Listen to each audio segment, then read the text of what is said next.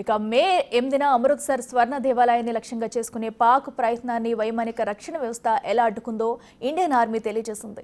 సరిహద్దు నగరాలు, ఆలయాలే టార్గెట్ చేసింది పాకిస్తాన్. పాక్ ఎత్తులను భారత బలగాలు చిత్తు చేశాయి.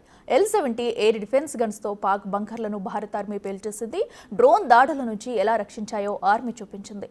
ఆపరేషన్ సింధూర్లో భాగంగా పాకిస్తాన్పై జరిపిన దాడులకు సంబంధించిన మరో వీడియోను ఇండియన్ ఆర్మీ డెమో వీడియోలో క్లియర్ కట్గా కనిపిస్తున్నాయి.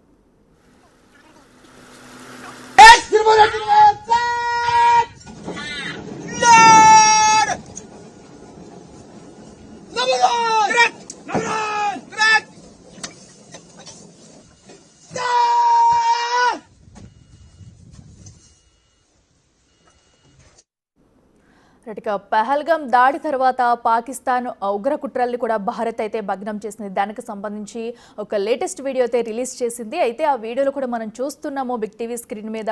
సో ఎలాంటి ఏం చేశారు అనేది కూడా, ఎలాగ యుద్ధం దానికి ఎదురు దాడికి సంబంధించి కూడా ఎలాంటి ఆయుధాలు వాడారు, ఏం చేశారు, ఎలా భగ్నం చేశారు అనే దాన్ని కూడా క్లియర్ కట్గా ఒక వీడియో రూపంలో అయితే రిలీజ్ చేసింది భారత సైన్యం. అయితే పాక్ కుట్రలను ఎప్పటికప్పుడు భగ్నం చేస్తూ వచ్చింది భారత సైన్యం. దానికి సంబంధించి కూడా సో అక్కడ ఏం జరుగుతుంది ఏంటనేది కూడా ఒక వీడియో రూపంలో బయటకు పంపించింది. సో దాన్ని మనం చూడొచ్చు బిగ్ టీవీ స్క్రీన్ మీద ఎక్స్క్లూజివ్గా కూడా. సో అమృత్సర్ గోల్డెన్ టెంపుల్ వద్ద డిఫెన్స్ సిస్టమ్ ఎలా ఏర్పాటు చేశారు, సో ఎలా కంట్రోల్ చేయడం, ఎలాగ ఎదురుదాడి చేసింది, సో అక్కడ ఉన్న పరికరాలు వాటన్నింటి కూడా చూపించే ప్రయత్నం అయితే చేశారు.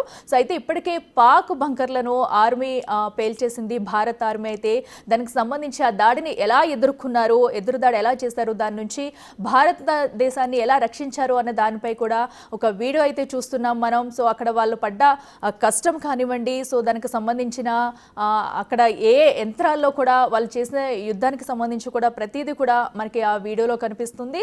సో అయితే ఇప్పటికే పహల్గామ్ దాడి తర్వాత పాక్ చేస్తున్న అన్ని కుట్రలను కూడా భారత సైన్యం అయితే అటు తిప్పకొడుతూ వచ్చింది.